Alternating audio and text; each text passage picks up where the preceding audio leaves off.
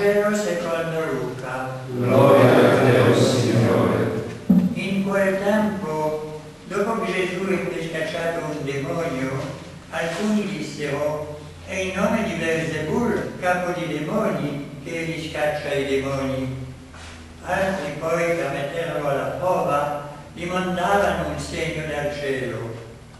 Egli, conoscendo i loro pensieri, disse: ogni regno diviso in se stesso va in rovina e una casa cade sull'altra. Ora, se anche Satana è diviso in se stesso, come potrà stare in piedi il suo regno? Voi dite che io scaccio i demoni in nome di Belzebul? Ma se io scaccio i demoni in nome di Belzebul, i vostri discepoli in nome di chi lo scacciano? Perciò essi stessi saranno i vostri giudici. Se invece io scaccio i demoni con il dito di Dio, è dunque giunto a voi il regno di Dio. Quando un uomo forte venne armato fa la guardia al suo palazzo, tutti i suoi beni stanno al sicuro. Ma se arriva uno più forte di lui e lo vince, gli strappa via l'armatura nella quale confidava e ne distribuisce a chi il bottino. Chi non è con me è contro di me, e chi non raccoglie con me disperde.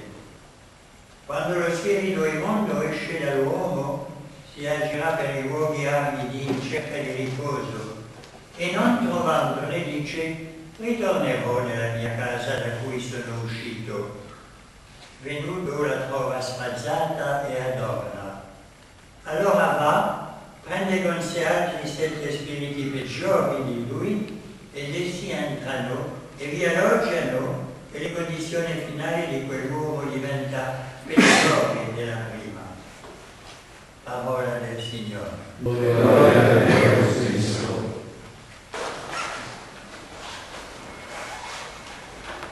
Dear brothers, at the end of our first day, the first day of our European Young MSC conference, the Lord Himself calls us to unity, using a very strong image. Any kingdom which is divided against itself is heading for ruin, and house collapses against house. What is true in history and in politics is valid also in religious life.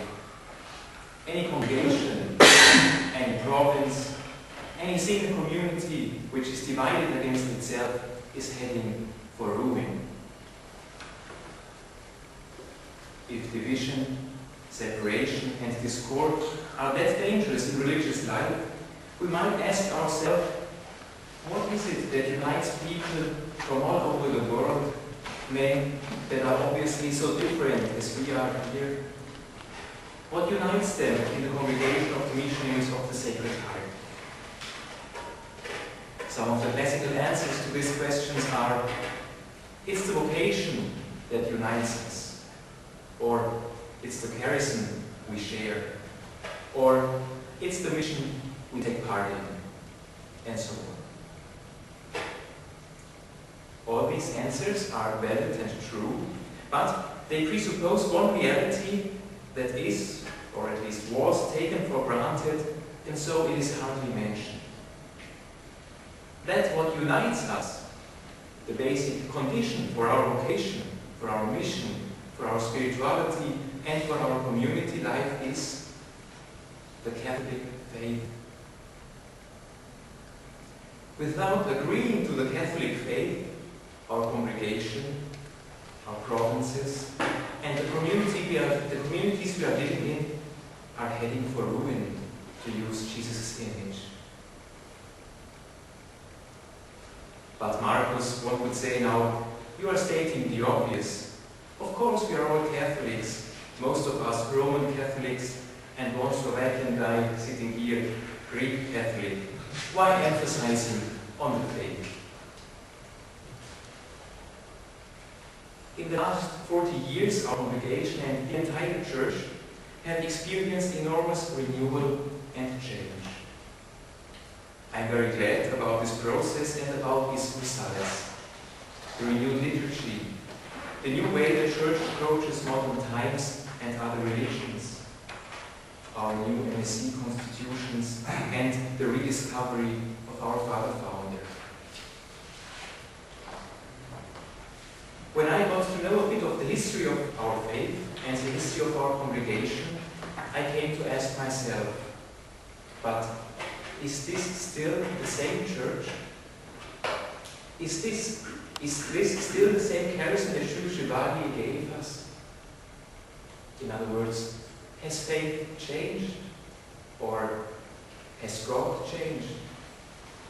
And if they have changed, can I rely on the church and on the congregation of the missionaries of the Sacred Heart if the most basic things, faith and charism, change?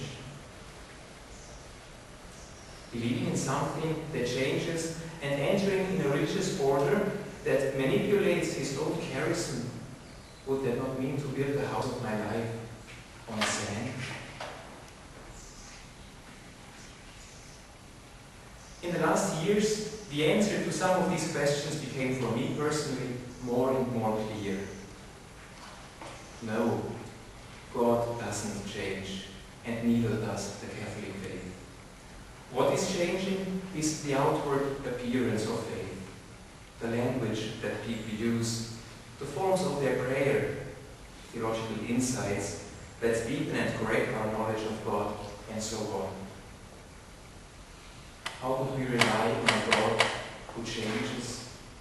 How could we trust in somebody who is inconstant and unstable? God, you are the same and your years have no end, so we prayed with one psalm. And St. James teaches us that in God there is no variation or shadow due to change. God is the one, He who is, from everlasting to everlasting. And as such, God remains ever faithful to Himself and to His promises.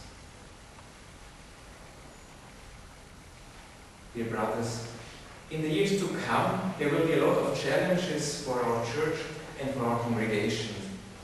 And in all these challenges, there will be always the temptation and the risk of division, separation, and discord, as the Lord told us.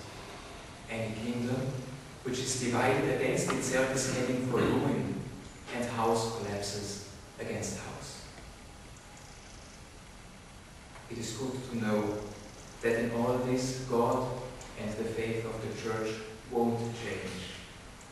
It is good to know that our faithfulness to the entire Catholic faith is the most important contribution to the unity of the community we are living in, to the unity of our provinces, and to the unity of the whole congregation. And it is good if we as young MSC get the impression that all the renewal in our congregation is done in accordance and faithfulness to the charism handed over to us from our founder and from so many confreres in the present and in the past.